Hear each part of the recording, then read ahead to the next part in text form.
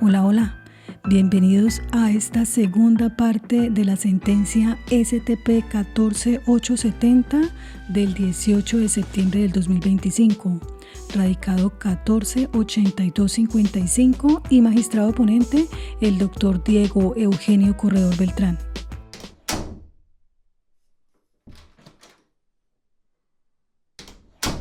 En esta oportunidad nos referiremos al salvamento del voto que hace el magistrado Gerson Chaverra Castro y que va de la página 38 hasta terminar la sentencia, con estas siguientes razones. Con respeto que me caracteriza por las posturas de mis compañeros de la sala, me permito salvar el voto respecto de la decisión adoptada en el asunto radicado con el número 148255. A través de la cual se resolvió, en sede de impugnación, confirmar el fallo de tutela promovido por el apoderado de Álvaro por estas siguientes razones. A nombre de Álvaro, se promovió acción de tutela contra el Juzgado 44 Penal del Circuito con función de conocimiento de Bogotá por la presunta vulneración de sus garantías fundamentales a la dignidad humana, debido proceso, presunción de inocencia y libertad. Afirma el demandante que en el fallo condenatorio emitido por los delitos de soborno en actuación penal y fraude procesal dentro del radicado terminado en 27.600,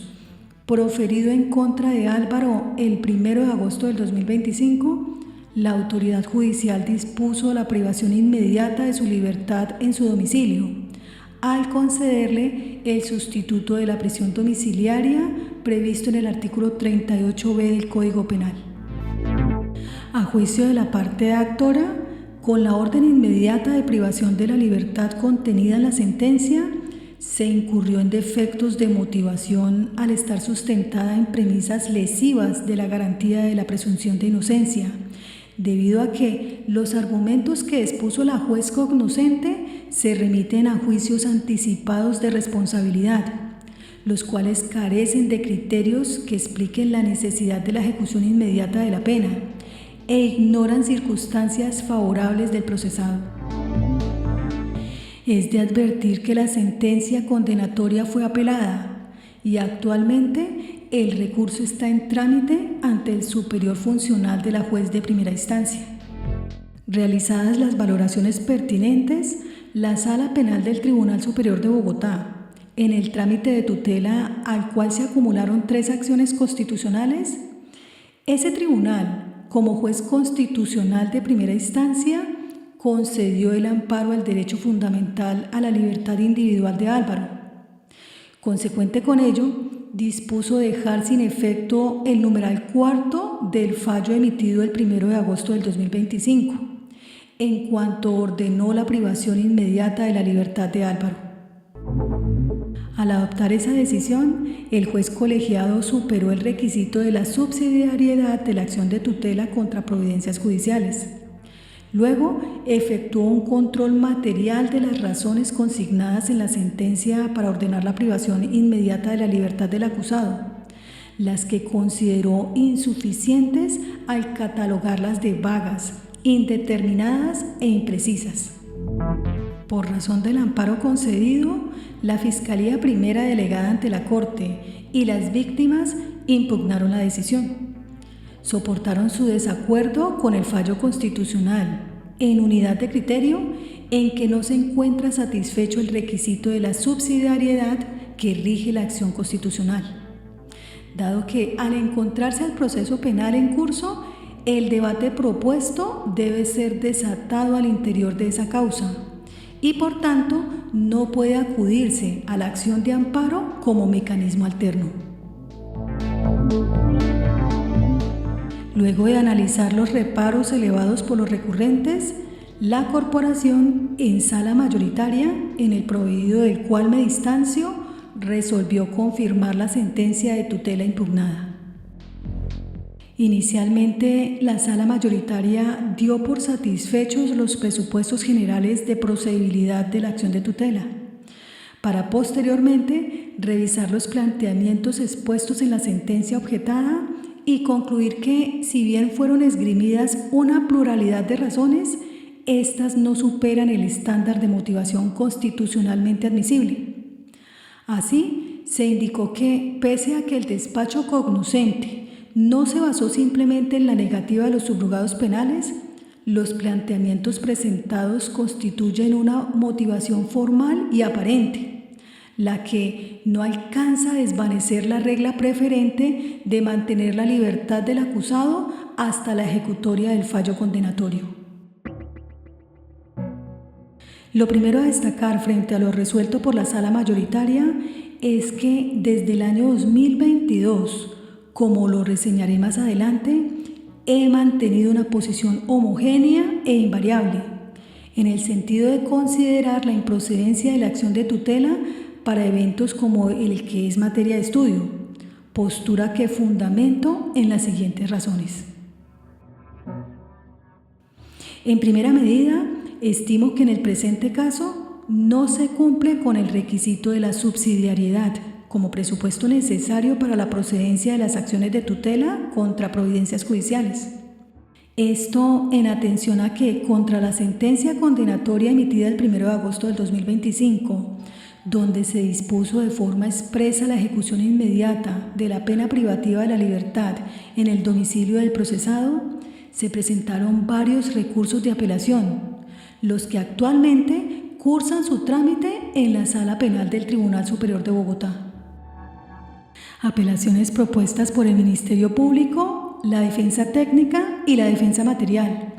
siendo importante destacar que Álvaro expuso como uno de los motivos de desacuerdo con el fallo apelado la determinación de la juez de disponer su inmediata privación de la libertad. Este aspecto se puede corroborar a partir de las piezas procesales que se aportaron al expediente de tutela. De modo que es en el marco del recurso de apelación interpuesto contra la sentencia de condena donde se debe debatir y decidir el acierto de la decisión de disponer la privación inmediata de la libertad de Álvaro antes de la ejecutoria del fallo. Por consiguiente, en los claros términos de los artículos 86 de la Constitución Política y el 6.1 del Decreto 2591 de 1991, la acción de tutela resulta improcedente, dada la existencia de otro medio de defensa judicial. Lo expuesto es consecuente con la postura constante e invariable que he sostenido a lo largo de los años en este tipo de asuntos, puesto que, a mi juicio, no es la acción de tutela el medio idóneo y eficaz para censurar las razones que sustentan la restricción de la libertad de manera inmediata, cuando tienen fundamento en la sentencia condenatoria. En tanto, una discusión de tal nivel debe darse al interior del proceso, a través de los recursos ordinarios o extraordinarios establecidos en el régimen procesal penal, o sea, en la apelación y la casación.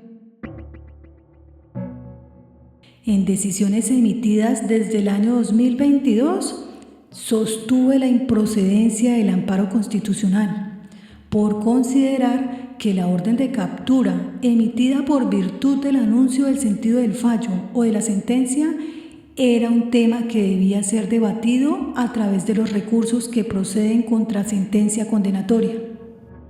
Con ese alcance se pueden identificar los siguientes precedentes. En este punto, el magistrado Gerson menciona 15 radicados, siendo el último la STP 5717 del 2025, radicado 144659. Se citan casos donde se objetó la captura. En algunos casos, la aprehensión se ordena en el anuncio del fallo, en otros, en la sentencia, y los argumentos variaban entre el fundamento para adoptar tal decisión. Por ejemplo, negativa de subrogados penales, o si era necesario esperar su ejecutoria para disponer la privación inmediata de la libertad. Prosigue así el magistrado Gerson Chaverra. Es más, he mantenido tal línea de pensamiento aun cuando el criterio mayoritario de esta sala varió al exigir en estos casos un estándar de motivación de la captura con el anuncio del sentido del fallo, demandando razones adicionales a la negativa del otorgamiento de sustitutos o subrogados penales. Así, en la sentencia STP 5495 del 2023, radicado 130745, salvé voto con las razones que reitero en esta oportunidad, insistiendo que el amparo debía declararse improcedente, dado que, como el proceso penal se encontraba en curso, existía otro medio de defensa judicial idóneo para confrontar los motivos que sustentaban la privación inmediata de la libertad del procesado al proferimiento de la sentencia de primera instancia. Posición que, a través de salvamentos y aclaraciones de voto, he mantenido invariable, aún con posterioridad a la emisión de la sentencia SU 220 del 2024 proferida por la Corte Constitucional, como bien se reseña en los siguientes radicados. Aquí el magistrado menciona 18 radicados, siendo el último la STP 13087 del 2025, radicado 147713. Mi disenso con la postura mayoritaria estriba en destacar y enfatizar el carácter residual y subsidiario de la acción de tutela,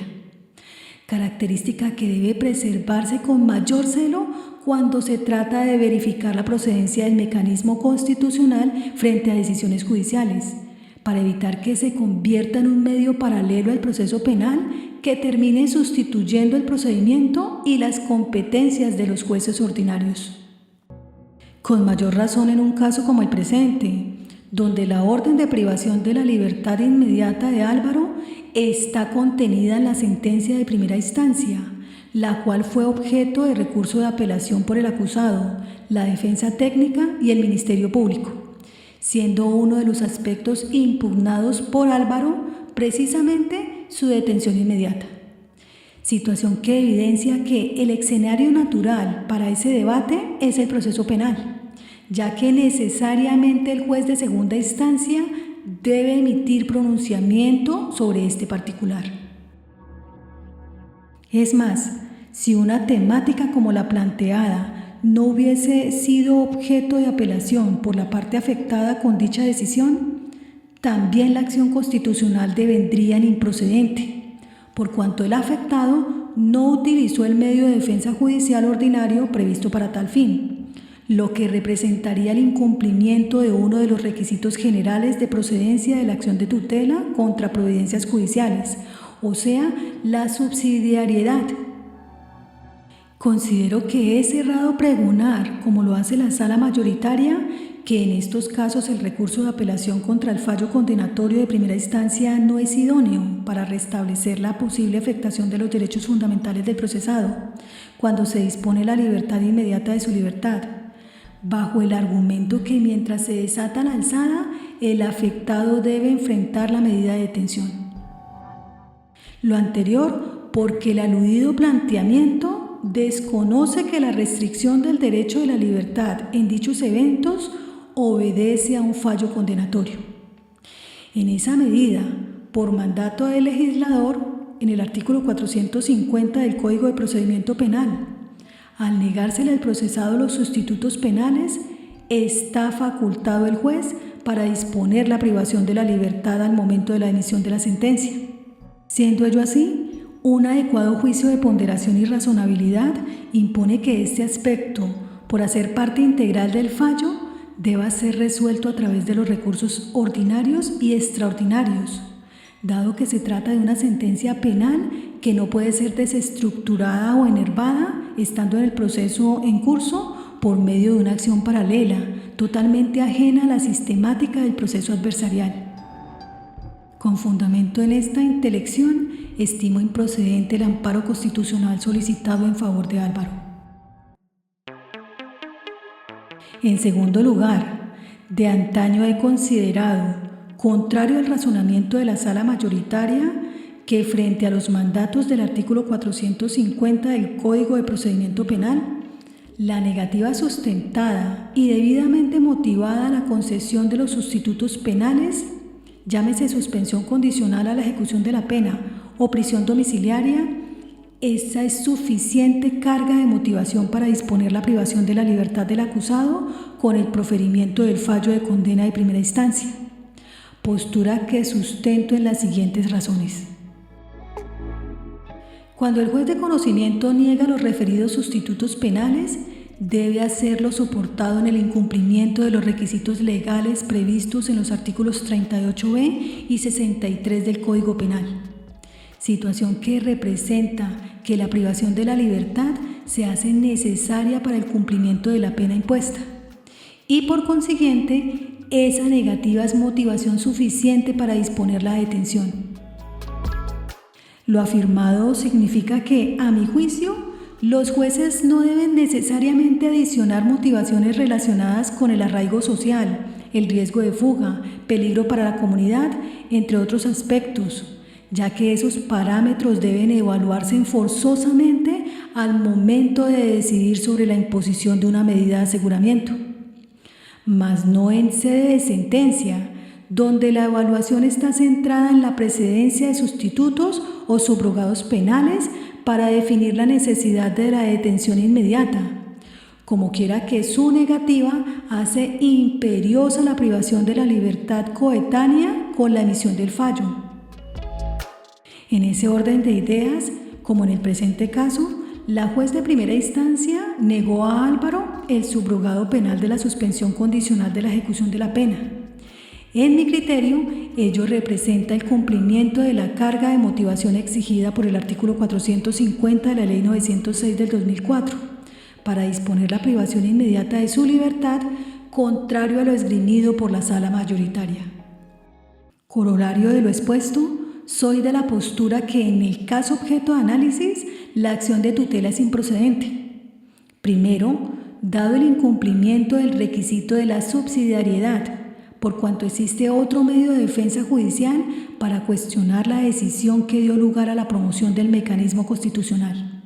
Y segundo, por cuanto no advierto falta de motivación en el fallo censurado al disponer la restricción inmediata de la libertad de Álvaro. En los anteriores términos dejo consignado las razones que sustentan mi salvamento de voto.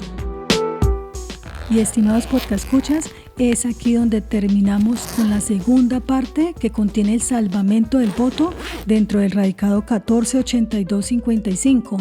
esperando que haya sido de provecho profesional para ustedes. Les agradecemos su tiempo y los esperamos en nuestro próximo episodio. Un abrazo.